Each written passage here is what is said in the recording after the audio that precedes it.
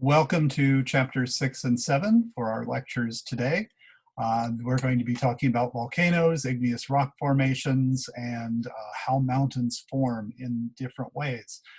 This covers 2 chapters. I'll try to go over some things that are important to know, but also things that will be covered on the quiz. You might take a look at the PowerPoints in more detail for some of the questions if I don't cover all of them. Remember, you can use your notes, sort of open book, open notes kind of thing. The image I have behind me, of course, comes from Iceland. Iceland is a volcanic place. Iceland is a geologically active place, and Iceland has mountains that are currently in the process of being formed by these various largely volcanic and tectonic forces that are taking place. And the pillars that you see on this sort of coastal plain or coastal site. It's a beach that then opens up into a plain not too far away. These are the basalt pillars, and we talked about that in our labs with some rocks. We had some basalt things here. Each one of these things, it's hard to tell from the image that's here. Sorry, people decide to beep right outside my window the minute I start recording. It never fails. It never fails. But it's sort of hard to see the scale of these things from this particular picture. I don't have a person in the image here, unfortunately. But in fact, one of these over here, where I have the cursor going, or you can sort of see the seagull up here, each one of these columns here is larger than I am. So this is a huge, huge setup. And this was the scene, the film site for the scene of Noah in the cave in the Russell Crowe film of Noah. So if you go and look at that film, you will see this being depicted there. They did filming there. And I've been to this site several different times before and after the filming.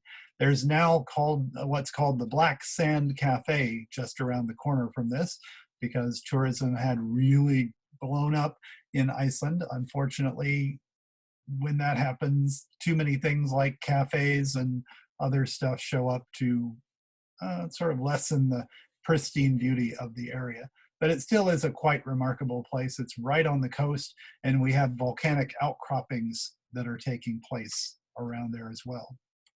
So without any further ado, let me go to the sharing of the screen, and let us see if we can see what I need for us to see here in terms of our slideshow, volcanic and igneous activities.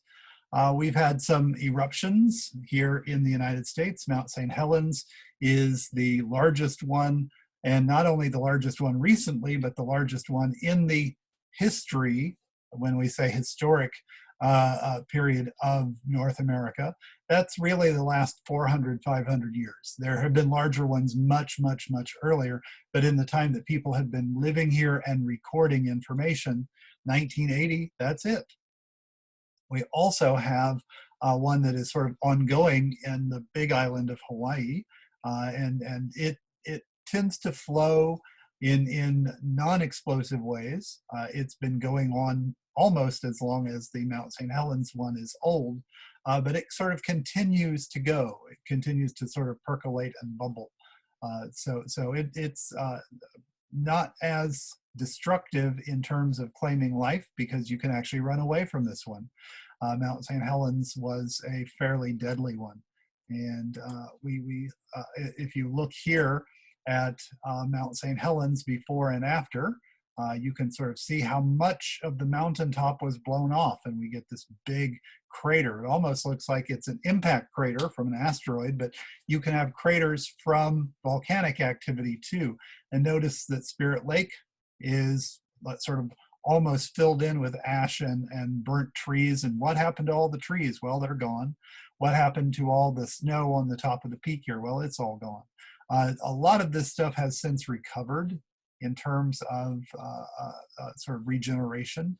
The lake is now a lake again, for example, but it did lose 1,350 feet off the top of it. So the amount of the volcano lowered by that much.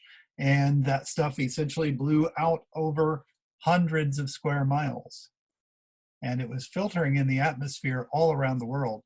Here in Indiana, our sunsets were reflective of ash that was coming off of this.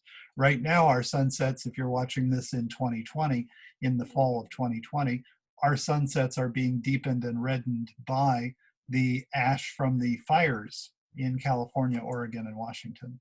So, of course, magma comes from the bubbly stuff underneath. Lava is what it is once it reaches the surface. This is the source material. You have basaltic, which is the columns I'm showing you behind me here, and granitic. We have darker and lighter colorations in there, but they're all silicates. So silicon is a major element in all of this. And we have basaltic stuff, which is from the upper mantle, whereas the granitic is from the continental crust. So it's sort of slightly different places inside. The basaltic stuff tends to be a little bit deeper down below. And here we have different kinds of magma bodies with higher to lower silicon content, silica content, which notice again, so we've talked about in our labs, oxygen. Oxygen is a major element in all of this. Basaltic stuff tends to have a higher temperature than the others, and it doesn't flow nearly as much. That tends to be why we get the column kinds of stuff. We get shield volcanoes, which are the ones that build up and up and up. And the basaltic plateaus, which again I'm sort of showing you back there. Whereas when we're looking at the lower ones here, greatest viscosity, that's where you have the stuff that's really flowing, and tendency towards pyroclastics. In other words, does it go boom? That's what that means, and we're looking at that there. Viscosity, resistance to flow. The more silicon there is, the higher the viscosity. And the higher the viscosity, the more explosive stuff we have in there. That tends to also have more gases trapped in it. So of course that will make it more explosive as well. So here we have quite the eruption. When we sort of think about Warner Brothers or cartoon eruptions of volcanoes, we often think of things like this. This is going thousands of feet. Sometimes they can go tens of thousands of feet into the atmosphere and then spread out like a mushroom cloud. This is very much like a nuclear explosion. Then we have the different types of flows that come off of it. We have some, we'll look at the andesitic and rhyolitic lava flows. Those tend to be blocky. They don't tend to travel too far.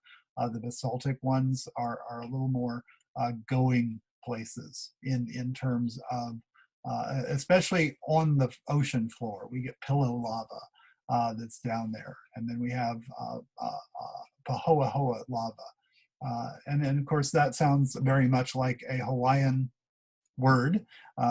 Guess what we have a lot of in Hawaii that's there. So here we can sort of see the Pahoahoa flow and the AA flow. And then we can sort of see this, we get up a lot of ropey textures as it sort of folds over itself as it's coming up to the surface and as it cools off at the surface. This would be lava now on the surface. It's reacting to the atmosphere and the other things that are on the surface. So pillow lava will sort of come up and bubble up into rocky formations. It'll, of course, cool on the outside, stay hotter in the inside. Sometimes it will break free and have a secondary one that will form, and that whole process can continue until it eventually cools off and may eventually block the channel through which the magma is flowing. These happen quite frequently on the ocean floor around where we have islands like Hawaii, island chains along the way. So dissolved gases can be as much as 5 or 6% of the magma that's inside, the magma. I often think about this in terms of ice cream. You can buy a gallon of ice cream and it's a big box, or a gallon of ice cream in a smaller box. What's the difference? They're both a gallon, right? Well, the one in the bigger box has more air whipped into it, and that gives it a bigger volume. When we're looking at the different bits and pieces that come out, especially of more explosive types of eruptions, we have the pyroclastic materials. We have ash and dust. We're used to that. It can actually be glassy. So that's how you get glass, by firing things like sand in high temperatures. And so it can end up as glassy. We have pumice, which is the porous rock. We had a couple of those in our labs. You can make lava soap out of this kind of stuff. You have the lapilli, the cinders, the blocks, and the bombs, which are mostly determined by how large they are as they're coming out. But we as you're driving through on tours, say you take the Game of Thrones tour in Iceland, and you're getting close to Hekla, a particular volcano that's there, before you're even within 40 miles of the place, they start pointing out all these huge boulders that are around the highway and in the fields around. Those were all ejected as bombs, projectiles that came out of a major eruption from Hekla. So we can sort of see here in the diagram, volcanic ash tends to be very much ash, sandy kind of stuff. Cinders can be sort of smallish rocks. Volcanic bombs tend to be larger pieces. This thing just sort of erupted out of a volcano there. When we're looking at volcanoes, we have the opening at the top. It can be a crater or a caldera. Calderas tend to be much larger, and you can go into a volcano. I've been inside a volcano in several different places in the world, and it's sort of like being inside a stadium, because you've got this huge curved, but it's natural, curved wall up, and you're standing there in the middle, and you realize this is where it would boom. Yeah, so that's a caldera. Crater tends to be much steeper, more like a sort of, you're looking down into an ice cream cone, and it tends to be smaller, although they can get fairly large at the top, but they don't tend to be as widespread out. The calderas I've been in are typically almost at ground level. You don't have to climb up to the top of the mountains to see them. And then we have different vents, and that's where the magma will flow up and emerge as lava on the surface. We have general features include different things like domes and large shield volcanoes. So as we're sort of looking at the features of a typical shield volcano, here is the main island of Hawaii. We have Mauna Kea, Mauna Loa. Mauna Kea is a place that's high up, which has mostly turned inactive now, and they have astronomical observatories up there. I may have shown you that during our early astronomy chapters. Mauna Loa, as you can sort of see, snow-capped peak. Even in Hawaii, you get snow-capped peaks there. Not a lot of stuff flowing on the top. We do have a caldera rather than a cone, rather than a crater at the top there, because it is so large and spread out. The large island of Hawaii is essentially a small state all by itself. There, and we have some small flows that are coming off to the side here, but this is a result of that hot spot we talked about before in terms of plate tectonics. Here's a cinder cone, and there are several cinder cone volcanoes in Iceland as well, and various other parts of the world. But I tend to default to Iceland because I go there all the time. This is partly why I go and visit the different geological structures that are there. This is basaltic lava. Not a surprise, we've got the basalt pillars that are behind me here. They tend to be smallish, and you'll often have several pop up. So you'll have sort of a row, almost like the rows of pyramids. And notice we have a deeper kind of crater that comes into the center and seems to like just sink down in that way. So this one here is a depiction of the one in Flagstaff, Arizona, where we also have down in the southwestern part of the United States.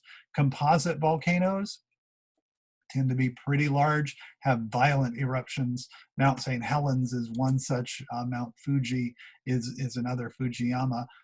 Here, notice how huge, tall. You can see the indentation here, which hasn't been active for quite some time because it is covered with snow. And we have a good crop of trees nearby. When this thing erupts, all these trees are gone. And all this ice and snow is gone along the way. And this is part of that same ring of activity that includes California with its earthquakes, Mount St. Helens with its volcano, and earthquakes and volcanoes are typical features in Japan as well. So when we're sort of looking at a huge, huge thing like Mauna Loa, the Hawaii, notice how much larger it is than even say something like Mount St. Helens or Mount Rainier, which is not too far away from there in Washington. Then our cinder cone kinds of craters. We call it a crater, but it's a volcano. It's not an asteroid hit. Sometimes you have a crater lake, it's an extinct volcano. Sometimes you have it maybe not an extinct volcano, and sometimes it is an asteroid hit or some other kind of meteorite strike. But notice how much larger the shield volcano. The lava sort of bubbles up and bubbles up and bubbles up and just builds up. That's also what Mount Olympus Mons on Mars is. And Olympus Mons on Mars is much, much larger even than Mauna Loa. So when we're talking about the different things that can happen when we're dealing with volcanoes, pyroclastic flow, that's the sort of the stuff that is flowing over. When Mount Vesuvius erupted, it just covered the city of Pompeii, so much so that Pompeii ceased to exist even in the memories of the people of the Roman Empire. Here's an example. You can almost not outrun these. They're so fast. Which is one of the reasons why in Mount St. Helens there were two volcano engineers, volcano explorers who made this their life study. So they should know. They were buried in a pyroclastic flow, unfortunately, because it happens just that fast. And it really is like a landslide, but it's like a landslide with hot lava. Now the magma's on the surface, it's now lava and flowing. Here's where Mount Vesuvius is. You can sort of see we have the cone that was sort of produced in the eruption almost 2,000 years ago. All of this was covered. All of this has been since unburied, but you can see the people lying there. They were caught so quickly as they were running to escape. It sort of covered them so completely that these formed around their bodies. And these sort of almost outlines of them, most of them are hollow or have very little inside because over 2,000 years, the human material disintegrates. But we have these really fascinating outlines. And the people in Roman times were convinced that the gods were angry with Pompeii for some reason, which is why they destroyed the city completely and buried it. So they buried it out of their memories as well and said, well, we don't even want to think about this anymore. It took 1,500 years or so for it to be rediscovered. Then we have lahar, which is mud flow with water. So you've got the stuff that's being churned up by the volcano mixed with the water, and then it just sort of all the way through. It follows the typical water patterns in the area here. So here we can sort of see this, because it's one thing for it to be sort of just run off from the water or run off from the melted ice and snow at the tops of mountains, which is pretty typical. This is, again, Mount St. Helens with Spirit Lake down here.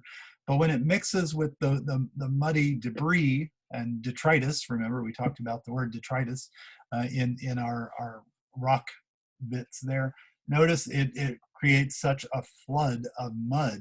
It's covering the houses here. Then we can also have ash in the aviation. When you're flying modern jet airplanes, the ash in the atmosphere gets sort of sucked in and gums up the mechanism and the planes fall out of the air. So for almost an entire month, back in the 2000s, I want to say 2010, no flights could go from North America to, say, England or Northern Europe because a volcanic explosion in Iceland shut off all the air travel for almost a month. And that gas, of course, in the atmosphere can create quite a disturbance. People in places around volcanoes are not accustomed to wearing masks. So this is nothing new. The current environment with the COVID stuff is nothing new to them. Also, when you have volcanic landforms shifting around in the oceans, that's going to shake up the water, and you have tsunamis that go off in different directions. And so you have a tsunami issue. And then when there's more gas and dust in the atmosphere, it can shift global temperatures.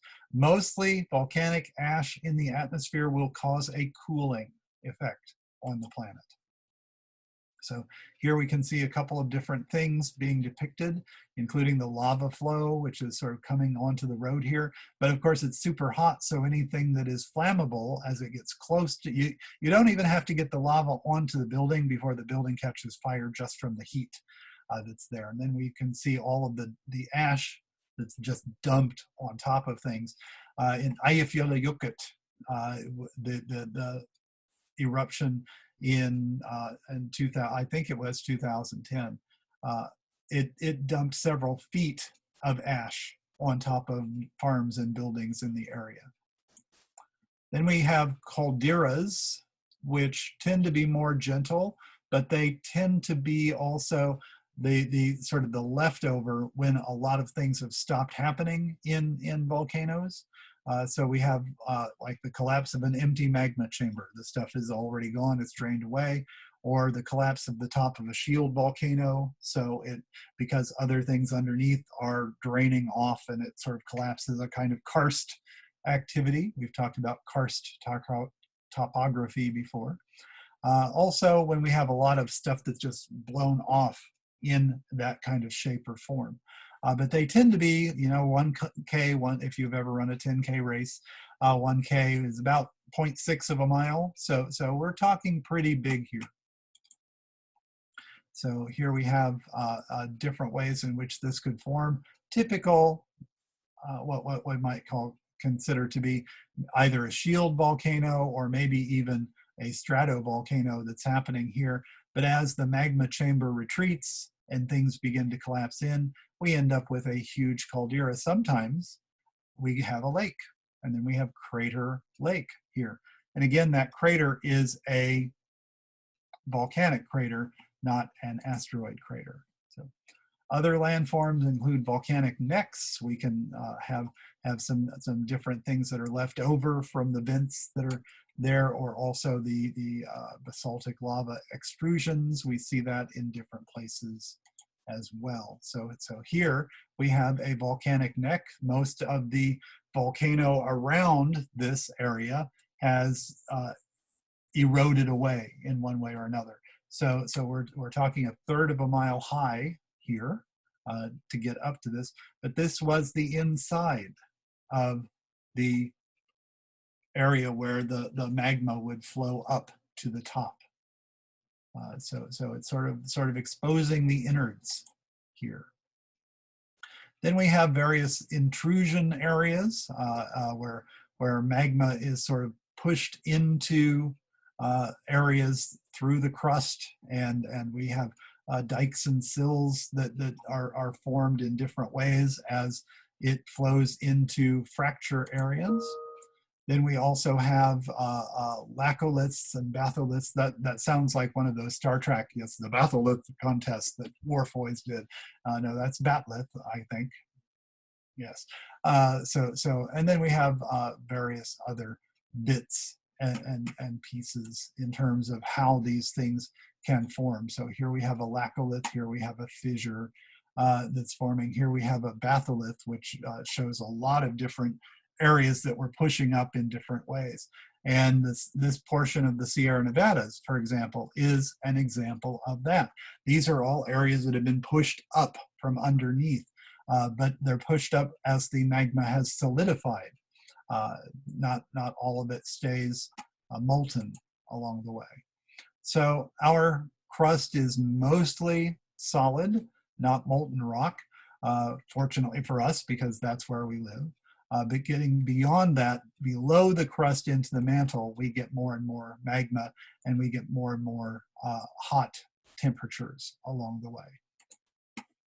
So as we're sort of looking at our crust, it's pretty solid. As we're looking at the mantle, it is mostly solid, but it's got the various partial meltings. And then we also have, as we're getting closer and closer to the outer core, sort of complete melt, and that will have denser material such as iron.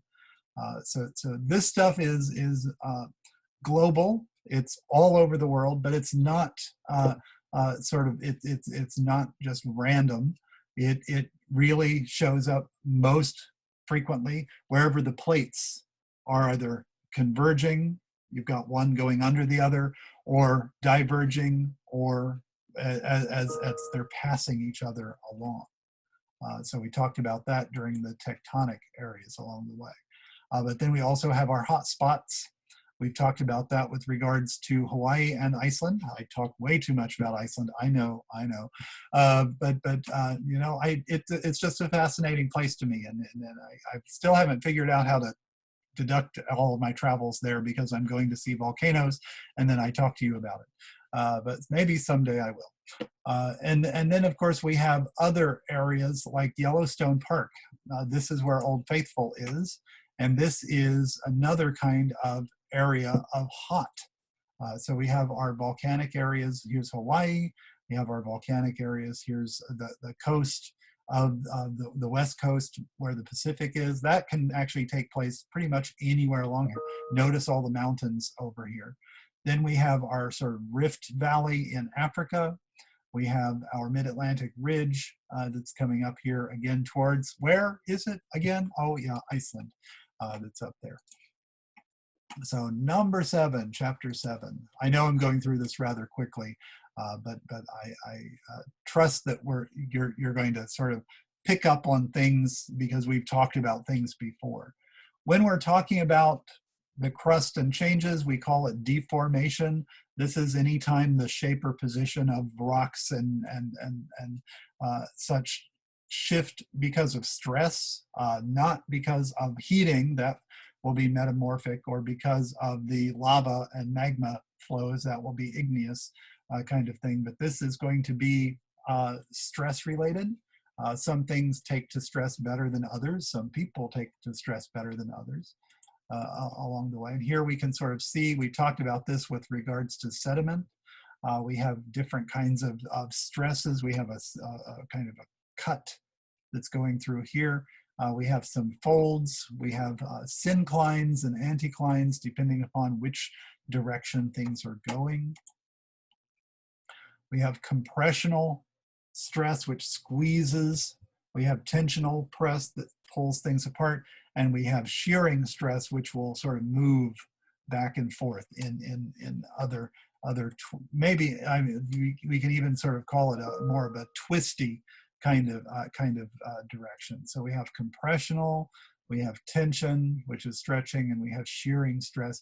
Then we have just good old confining pressure kind of thing. So this graphic sort of shows the different ways in which we can think about that. Strain is the change in the shape of a rock that's caused by what we call differential stress. So if you're just sort of that's not differential. Whereas if you're sort of doing something that's different, if we can sort of do it a little, and that'll change it in interesting ways, the way we do here with like this deck of cards.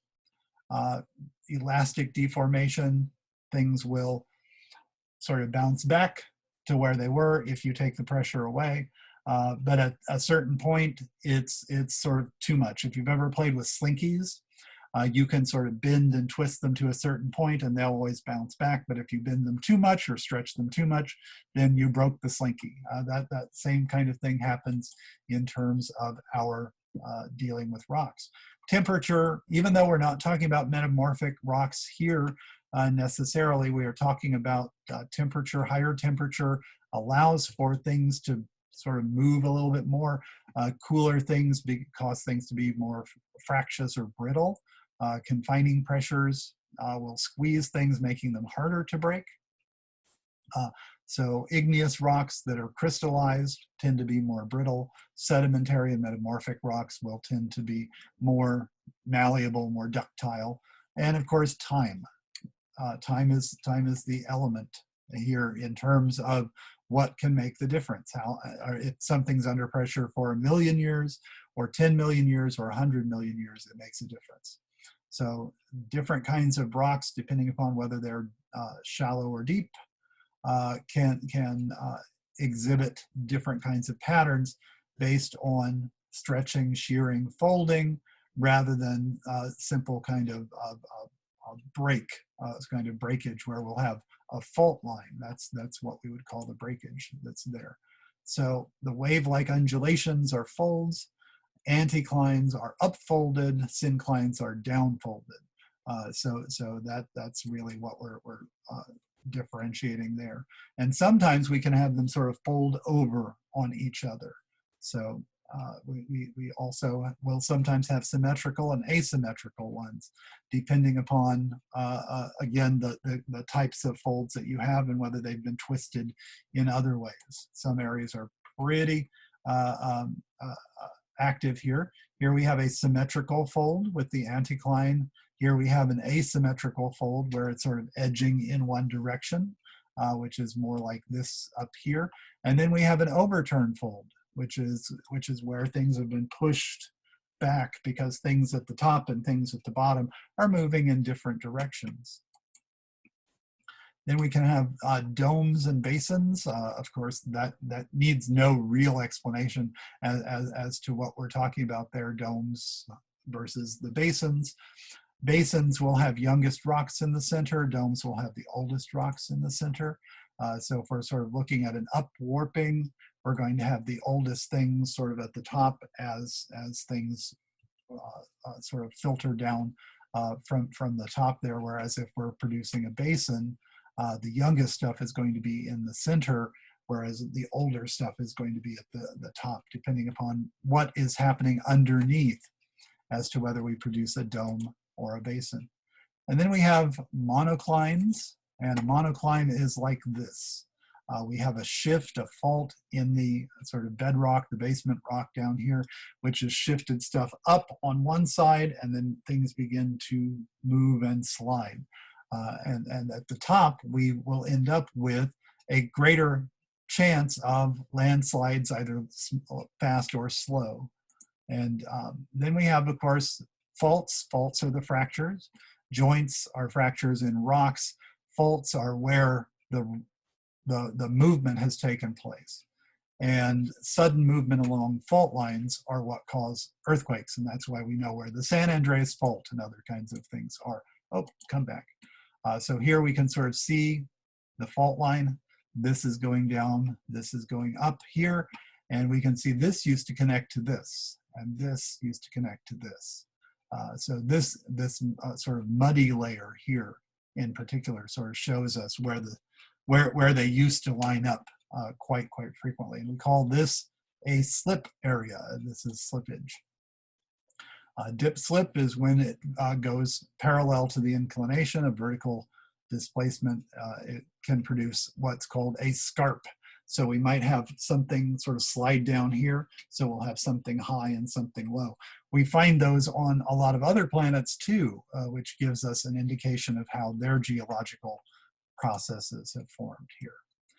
But here we have an interesting situation. We have our block going up here on the left and down on the right. We have what's called a hanging block because things have hollowed out underneath here, but we still have this holding on, and we can sort of tell the brown, the darker brown at the top here that slipped off. This chasm used to connect to this chasm down here. So let's see, we just did that one. Why are we going backwards? So here we have normal dip slip fault, and then after erosion, we can sort of see different things have happened in terms of the exposure up at the top. that's produced a plain down below. So where we have dip slip faults, we will often have mountainous areas, streams, and terrains that are good for agriculture and growing afterwards. So we'll have hanging walls, we'll have fault block mountain areas that are around. Uplifted blocks are called horsts. You know, we have karsts, which are things down. Horsts are up top, and drop down blocks are called grabens. So we could actually have a whole fantasy kind of novel here with karsts and horsts and grabens, oh my. I guess that's Wizard of Oz. So we'll say Wizard of Geology here. Half grabens, so not just grabens, but half grabens.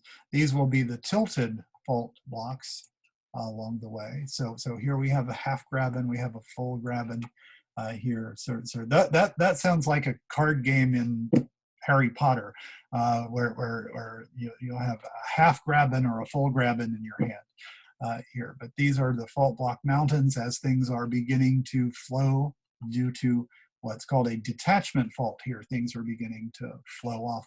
The horst is, of course, the upcropping that's there, and the graben is down below. Some of this doesn't get as below because of the way things are flowing as much. So we have horsts and grabens, and sometimes half grabens where it's not completely determined. And then we have reverse faults and thrust faults. Let me sort of show you what we have here. This is a reverse fault where we've got two things that are flowing towards each other, but then one is sort of going over the top of each other. If this were in a large continental kind of situation, would result in one of those subduction zones where things are going. And here again, we can see before and after erosion takes place. And then with the thrust fault, we have one that's actually going up and over, and this is much more like the subduction zones. So this is almost like that, whereas this is very much like that. This is sort of what's happening at the boundary between India and Asia, which is pushing the Himalayas up.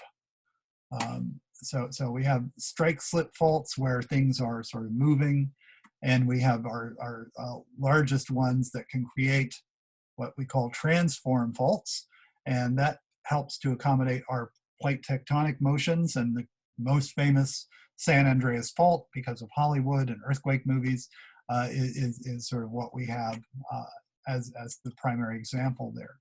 So you can sort of see when that happens. Here's the San Andreas Fault in one portion of California. We can actually see it on the surface. As things shift, rivers will realign, different kinds of things will happen. This pond was probably not there before the pushes around. We have usually areas around where there are inactive faults because things again move. The magma underneath moves, the pressures underneath move along the way. So at some point, the San Andreas Fault may become extinct and a new fault line that's active may join up. Joints are fractures where there's been no rock movement, and here we can see a good example of that as well. Things can be fractured and broken without anything actually being moved because of various stresses that take place that are there. And then mountain building. We have lots of areas in the world where you have big mountains. The red zones here are the newer mountains, the Himalayas, as India's pushing up under. North America and South America are all bumping up against the Pacific and Nazca plates that are there. We have some old shield areas here, old mountain belts. This Appalachian mountain belt was built when this part of North America bumped up against this part of Africa. So we have some things that are newer and older. The Appalachians are old mountains. We have what's called orogenesis, which is mountain belts that are being produced by plate tectonics. We have island arc mountain building, which happens from sort of the subduction of oceanic kinds of stuff. And we have a lot of igneous and metamorphic rocks that happen along those. We have Andean type mountain building, which also happens with subduction, but it's beneath a continent rather than the oceanic areas. And the Andes Mountains are perhaps the best example of that along the way. So you can sort of see what's happening here, one shelf going under the other, and it's pushing up this territory, including pushing up some things that used to be under the water, and other things that are, as the magma gets separated out, it begins to harden and we get our batholith at the top there. We have the Cordilleran types, which happen around some of the areas of the Pacific. And again, what we have is sometimes we have areas that are brought all the way in, colliding. So there used to be this idea that California is going to fall into the ocean. Well, the truth is California has been pushing into North America, so it's not going to fall into the ocean. If anything, it's going to be different. We call part of that process accretion. And then North America, our great mountain ranges there on the west side are often developed because of that. We have what's called the North American Cordillera, and here we can see all these different mountain terrains and geography positions. Then alpine mountains are when mountains are formed when two continents compress against each other. The Himalayas, for example, are only 50 million years old, and they're already the highest ones in the world along the way, because the Indian subcontinent, there used to be an ocean between there, is now pushing the continent up, literally up into the area. And then the Appalachians, similar, but they're very, very old. There are three main orogenic events that form Pangea. We have the tectonic area, which was volcanic. Then we have the Acadian area, which continued the closing of the ocean basin and substantially added to North America. And then we have the Appalachian Alleghanian Oregon.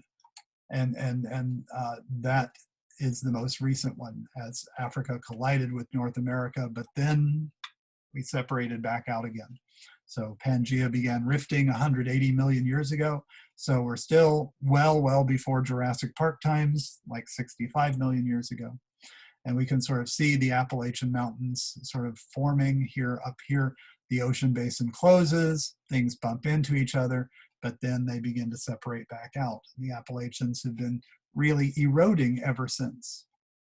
So as things move, we have something called isostasy, and that is the concept of floating crust in a gravitational balance along the way. If weight is added or removed to the crust, it adjusts. So for example, if you cover something over with ice, it weighs more, so it pushes down. If you remove the ice, it comes up. That's not a hard concept to relate to. Just like this, we have things floating on our surface, not floating in water, floating on the surface of the mantle and the magma plumes and the greater areas that are more sort of molten and even liquid down in the core. But you take things off in one area and things have to adjust. And that's why it's important to note, if the ice shields on Greenland melt, if the ice shields on Antarctica melt, those land masses will rise, and that will change the sea levels as well. So sort of here we can see some examples of how that is happening. How high is too high? Well, eventually gravity pulls things down. So Mount Everest is about as high as it gets on our planet. If you build up too much higher than that, gravity will pull things back down and things will begin to subside. So you can build higher mountains on smaller planets. That's why the mountains on Mars can be so much higher than the ones on Earth, because there's less gravity to pull things down. So that's it for this one, and I look forward to seeing you once again.